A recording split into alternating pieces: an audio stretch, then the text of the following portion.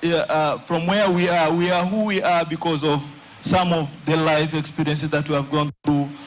Maybe we could be better somewhere, but now we were forced to go through situations in life, and you find most of the challenges that, or the barriers that makes us not proceed to next stages is because we fail to accept.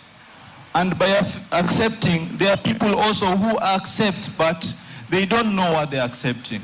So when we deliver this curriculum, we first bring the mentees closer to us. They trust us. After trusting us, we ensure that we have a very strong contact in such a way that even a small decision before the mentee does, maybe nyumbani or at workplace, he refers to the mentor for assistance and guidance. And then you find step by step, it becomes easier. It becomes the first and priority for the mentee to share back to the mentor. And this has been a very wonderful opportunity for me to have, because I've created family, a family outside my own family. These are the young people that when I go to do session, I know I'm going to meet a family, and I'm not going like I'm going to work or I'm going to meet people, and it's just a normal engagement that it's a safe space for them to share, for them to discuss among themselves, because we're not going there to just give instructions, but then we prompt them to share among themselves, finding solutions within the circle, and also coming up with new coping mechanisms in terms of when we're dealing with scenarios in our personal lives. So that is a brief experience that I can share. Thank you very much, Tanariva. Let's give him a round of applause. Thank you. Omar, is mentorship boring? No. Why? I always say, regardless, most of us seated here, actually all of us who are seated here in this auditorium, it doesn't matter the level of life you are in. You could be at a certain level, but whatever level you are in life, you require guidance. At whatever level of your life, you require guidance. And most of the times, we as young people, most of us, we make mistakes not because we wanted to make them, but because we lacked someone to guide us. So it plays a key role. And for me and the project, being the geographical location is coastal region, a lot of family breakups exist today as we speak. And you realize most of us young people, we do not have a leaning shoulder. We don't have somewhere to go and preempt or unpack some of these traumas that we went through. So through mentorship, this mentor is a parent, is a role model, is a teacher to guide this young person through. So for me, mentorship is very important. Because why? It is mentorship that will enable you also to actually realize your full potential. And I'm not speaking out of the blues. In cohort 1, we had 1,781 young people that were taken through the project. And most of these young people are seated here today. And as we speak, you've heard from a few of them that it is through mentorship that somebody rediscovered themselves. And one thing that people forget, most of the time, most of us, we think self-realization is about you acquiring a degree. We think self-realization is me having a master's or a PhD. Not at all. Self-realization is beyond education. You could be a professor who is not self-realized. And that is why the way you conduct yourself and behave out here, people would wonder, is this someone who's a graduate? Yes, he is or she is, but he does not accept. He has never realized himself. So for me, the mentorship, and ours is a very unique mentorship. It's a structured mentorship. Because again, we have so many spaces doing mentorship.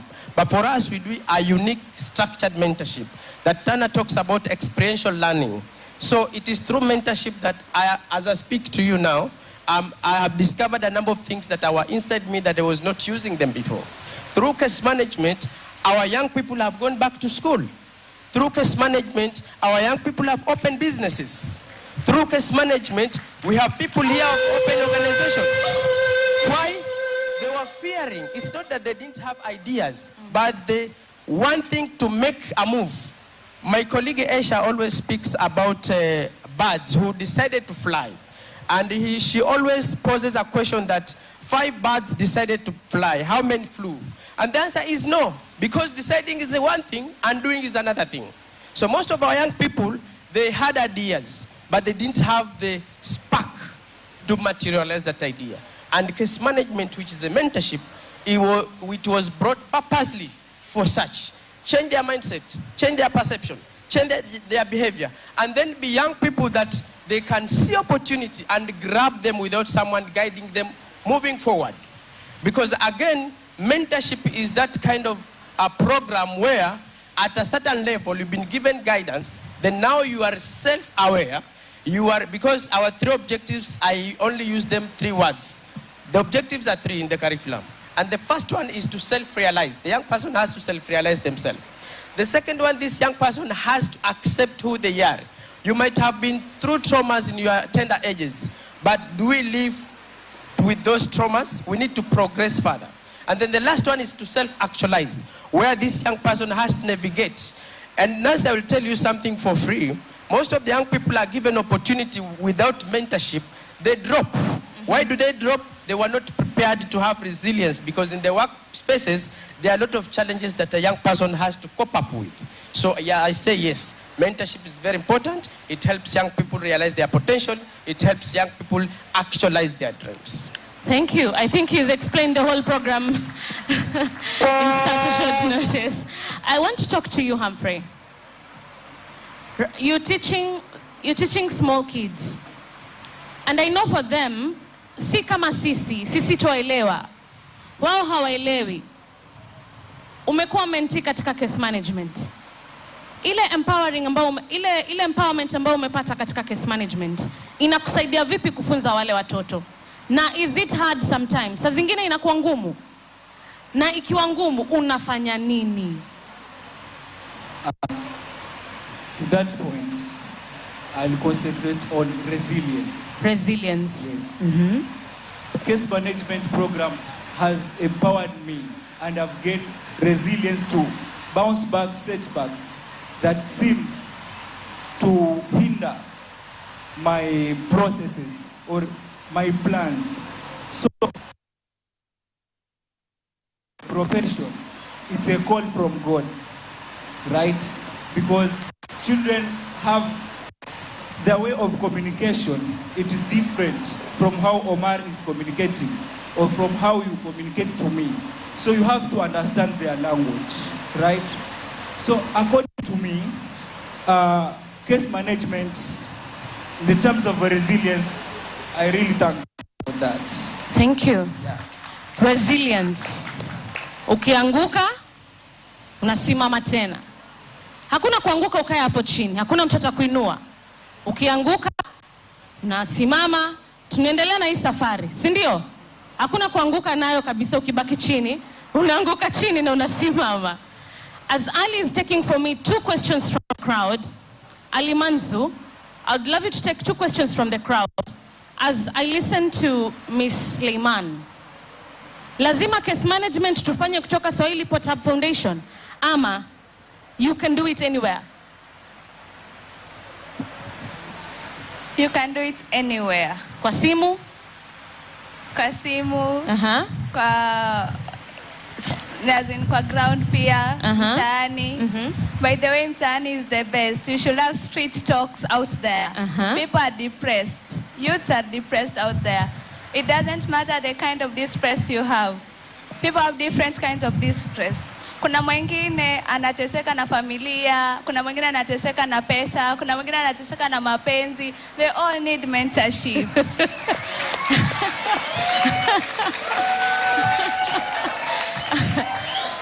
Ni kama mnateseka na mapenzi wengi.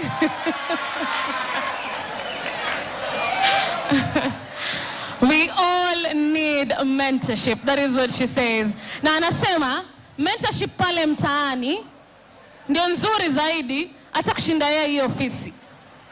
Kwa hivyo uweza kwa nyumbani, una ndugu, una dada, just make sure you are mentoring someone. Na haifai kukua eti sijui iko na mpangilio kutoka page 1 mpaka page 10. Hata mkipatana barabarani, one statement, just one statement will help that person realize who they are. Sawa sawa. Tusiogope. Alimanzo, are we ready? Yes, Odipo. Yeah, good afternoon, everyone. Good afternoon. One question. Some of us struggle with pre-existing and embedded issues of unforgivenesses and distrust as a result of an earlier encounters or experience with either a loved one or a friend. Mentorship is as a result of an already existing relationship. How do we as mentors ensure that we build intentional relationships with such people who struggle with opening up before we proceed to mentorship? Thank you. That's a very good question. I can get one more as we answer the second question. One more? Okay. Let me give it to Omar, please. Yeah, thank you so much, my brother. That's a very good question. Huh? And we have the solution. Now, there's a lot of mistrust. There's a lot of experiences, past traumas that have informed our behavior and characters today. And one thing to appreciate is whatever you see someone behaves today, you never know. Most of the experiences we had in the past, they form part and parcel of that. But how do we change that narrative?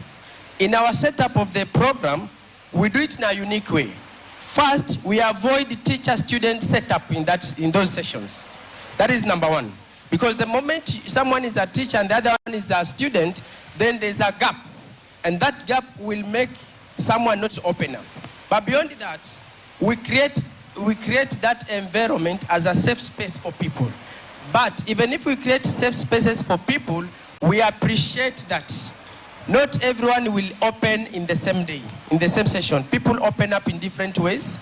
But for us, we've trained our mentors in a manner that they build relationships with those young people first.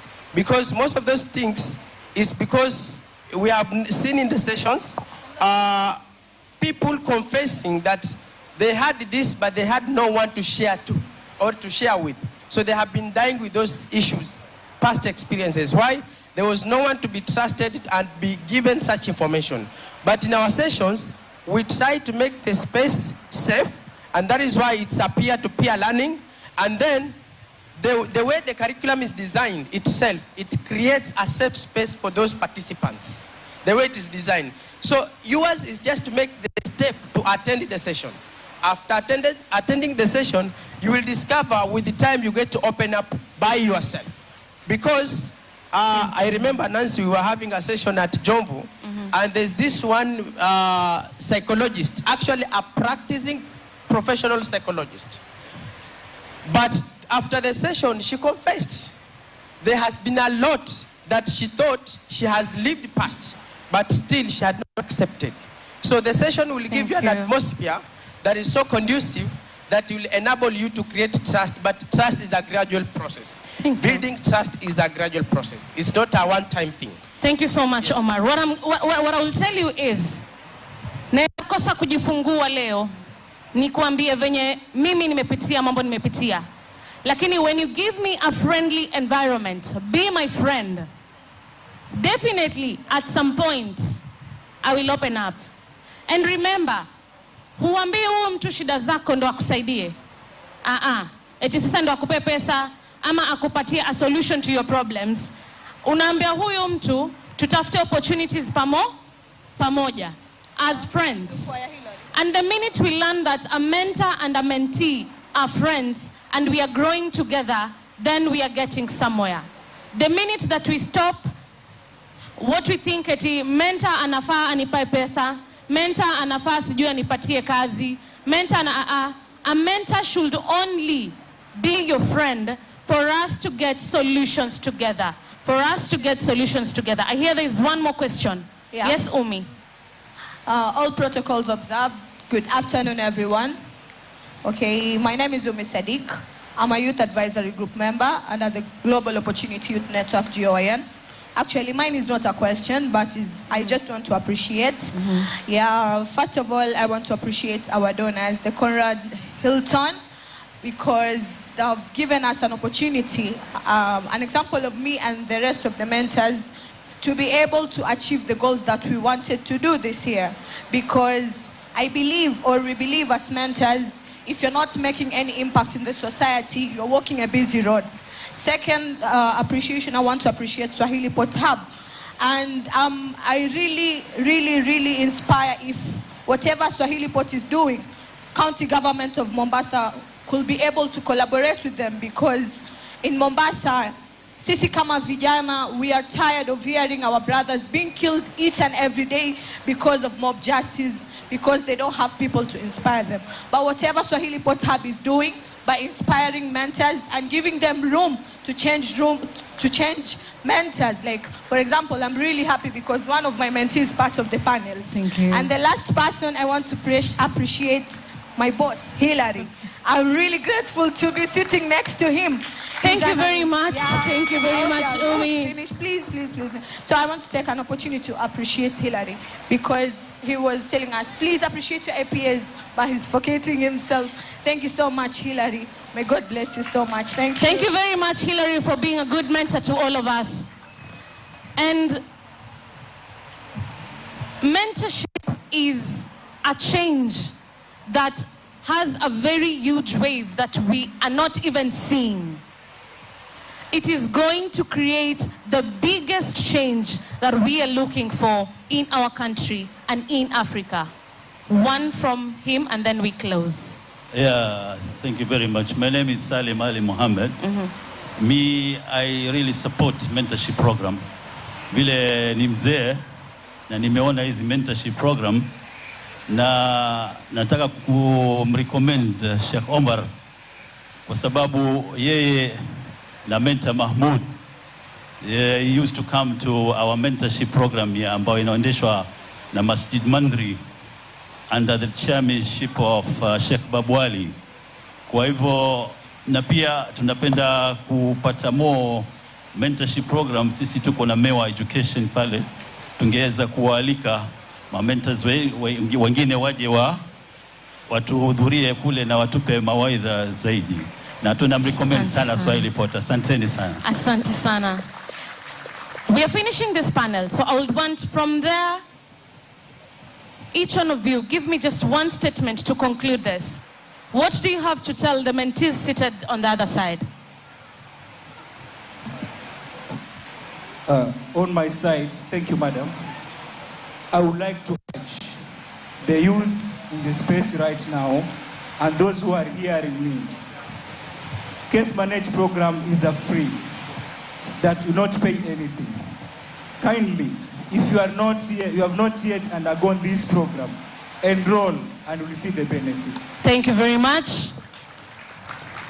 What I would like to say is that if you have heard that someone has come to you and told you that you want to be a mentor, you should agree it, because you don't know if there is any opportunity. First, she'll come to you and tell you, but will not go to other people who are not part of the project.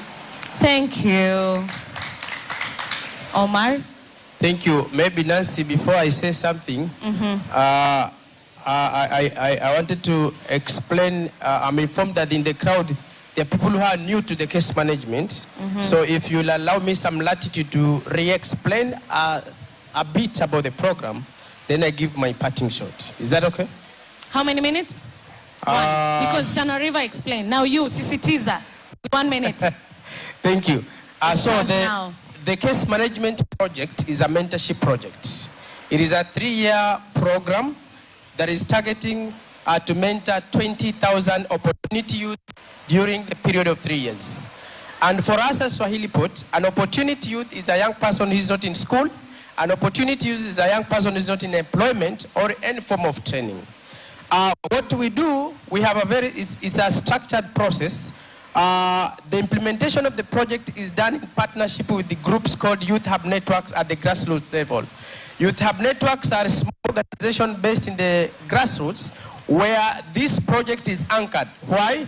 We are conscious of the fact that it is not possible for a young person to travel from Kisauni to this space to get the program. So because of that, what we do, we decentralize the services of Swahili Pot to Youth Hub Networks. So the project sessions, we have group sessions and a one-on-one session. During group session, the young people are taken through the self-discovery curriculum, which has 3 key objectives: to help them self-realize, self-accept, and self-actualize. Then, other than the group sessions, we have one-on-one session where the mentor now goes ahead to have one-on-one personalized discussion with the young person, because in the group setup, not everyone will preempt what they are going through and their plans. But when the mentor goes now giving a personalized attention to the young person, then the young person opens more and then is given services based on that person. Our main agenda at the end of it all is we expect that a number out of 20,000 young people will have behavioral change, if not all. Will have a changed mindset. They will have a changed perception, actually positive perception about life. But beyond that, after the program, we expect a number of them to have opened their own small businesses. And as we speak, we have about 400 plus businesses already running from this program. A number of them, we expect them to go back to school. From cohort 1, we have about 500 already gone back to school. And these are young people that had lost hope. But through the program, and remember, going back to school, Swahili Pot is partnering with other organizations, for example, education institution. So the case manager is expected to look for referral for the young people so that they can get these opportunities. So we have a number that have gone back to school, a number that have now started their own businesses, but even a number that have been employed. Recently, we had about 200 young people that had attended an interview with the KCB Foundation. Those are some of the interventions that we put even beyond the program. That not just about mentorship. After the cohort, what next? We want to monitor these young people that beyond the cohort, there is sustainability and there's something that is we calling growth. So basically, that is what the project is all about. If you're seated here and you're planning to join, how do I join? It is very simple. The first qualification is you to show interest. And we enroll you to our Swahili Pot Youth database. After that, we give you an expression of interest, because not everyone requires mentorship, although it's important for us to have mentors. So once a young person fills the expression of interest form, then we go ahead, pair them with young people who are mentors. Remember, these case managers see, it's not that they have achieved all they want to do, but they are young people that we see there's direction, there's light in what they are doing. So because of that, we tag them with a number of young people to take them through this journey. So basically, that is all about the program. And up to that point, maybe what I can tell people that I have learned through this program: don't judge people. Whenever you go, don't judge people. Don't judge people because you do not know what people have gone through. Don't judge people because you do not know the battles they are fighting. Perhaps if they were to give you those battles, you would die in the next minute. So don't judge people. Again, have empathy. These are things that I have learned through case management. Have empathy. Put yourself into other people's shoes. So there's a golden rule that we teach, that do what you want, do to others what you want it done to you, right? So in this life, embrace diversity. People are different. Do not start saying, "Huyu anaongeanga sana." That is their character. It is you to be flexible and understand how to adjust to accommodate such a person.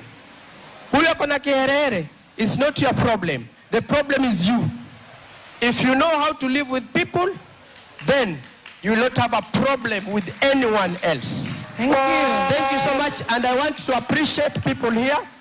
If I won't appreciate these people, I'll be very mean. And I'll start with my colleagues. I don't know if they are here. I want to appreciate Aisha Mohammed, who is the APA for Kisauni and Kilifi. I don't know where she is. I want to appreciate Saada Makomere, who is the APA from Vita Sub-Count. for the amazing work they are doing. Thank I you. want to appreciate You're spoiling the sweetness that is coming. Naomba tuachie hapo. Okay. I'm going to introduce the APAs later. And if you want to know the APAs and us to appreciate them, please, usisonge pali umeka. I have something big for that is coming. So let me hear your parting shot, Mama. Okay. Mi kitu ambayo naweza kuambia watu, they have to trust the process. Trust the process. Yes. Kwa sababu ukitrust the process, utafika pale una aim. Thank you. Trust the process. Tulisema resilience. Ukianguka? Yes, ukianguka unasimama tunaendelea. Yes? Mentorship is a journey, just like life is a journey. And my message to you and to the world, we are all mentors. But I'll give you a very key parting shot that I want you to carry home and to the rest of your life, because we want to inspire a generation of mentors. And this goes, it goes this way. If there are 3 things that I leave here today for you and to the rest of the world is, number 1, be kind. Number 2, be kind. And the third one, be kind to yourself and to the others. Thank you so much. Thank you. Be kind, be kind, be kind. Yes, use this. Okay, the words that I would like to encourage my fellow youths ni accept who you are. Jikubali venye ulivyo. It doesn't matter how poor you are. It doesn't matter how independent you are. Hata kama uko peke yako unaona maisha imekusonga, you are just alone, just accept yourself so that others can accept you. Thank you. If you don't accept yourself, me as a mentor, it will be very hard for me to even assist you from where you are. That is why in case management, we call it self-discovery. If you discover yourself, hii mwendo tunaiendelea, tunaimaliza, si ndio? Thank you very much for being such a very good audience. My name is Nancy Morada, Assistant Communications Lead, Swahili Port Hub Foundation. And I resonate too. You never know what happens the next minute. So if you want to do something, you do it now. You do it now. Hakuna kesho.